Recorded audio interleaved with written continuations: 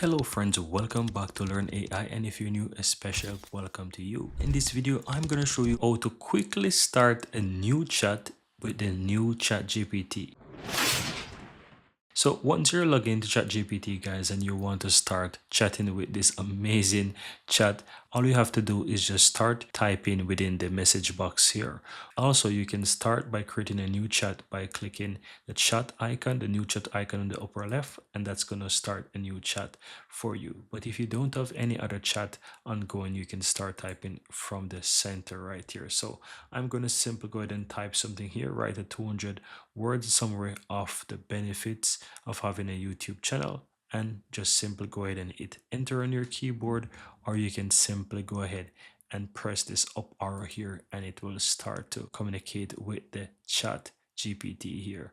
And that's how easy it is, guys, to start a new chat within the new chat GPT.